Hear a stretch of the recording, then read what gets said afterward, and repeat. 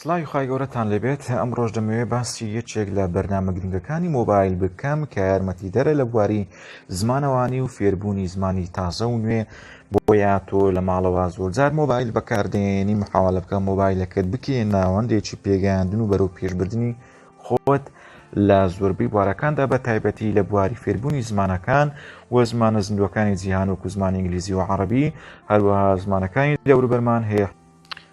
من زۆر ئیستفادەم یعنی سوودم لەو بەرنامە بینوە بۆ فێربوونی زمانی فارسی کە ڕۆژانە وانەی بەلاش فری دەداتێ دەتوانێت ڕۆژانە لەگەڵی بەردەوامبی هەموو ڕۆژێک کەلیمات و دەستەواژە و ڕستەی نوێی فارسی فێربی بە شێوازێک و ستایلێکی زۆر جوان ئەویش بەرامجی مۆندلیە دەتوانی هەر زمانێکە بتێ هەڵی بژێری.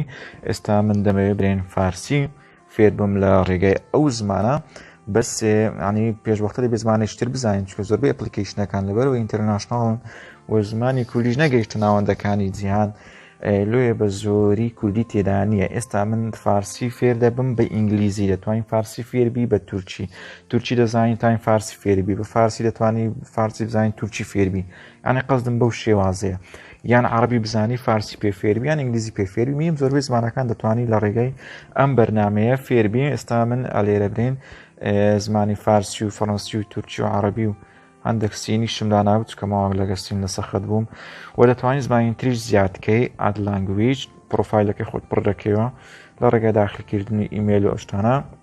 ئێستا بڵێن ئەتۆ زمانە قسەی دەکەی لەو فەرزنە ئینگلیزی وانە ئەگەر ئینگلیزی نازانی وەرە هەر زمانێک دەزانێ عەرەبی دەزانێ عەرەبی دانێ فارسیت باشە فارسی دانێ ئەو زمانەیە برین کە تۆ دەیزانی بە جوانی دەتەوێت لە ڕێگەی ئەو زمانە زمانێکی تر لغەتێکی تر لانگویجێکی تر فێربی.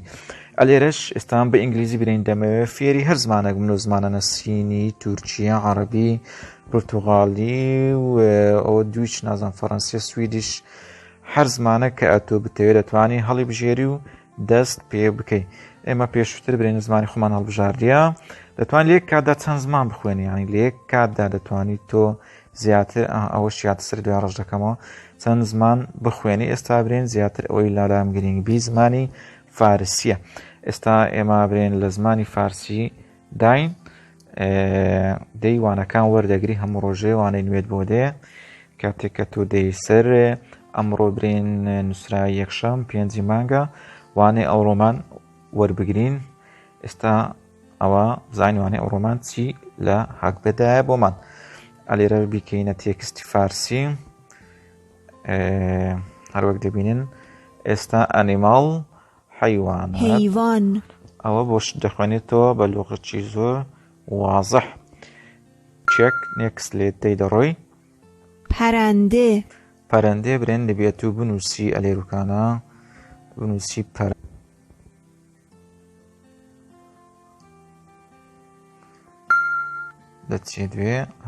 من عاشق حیوانات هستم.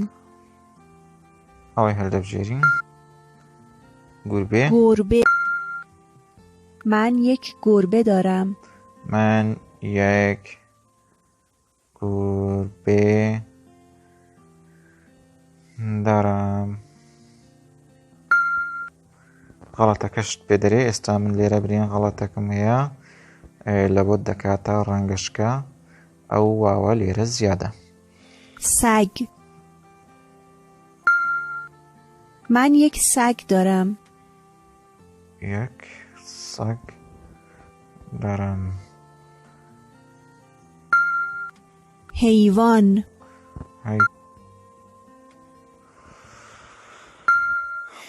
من یک سگ دارم.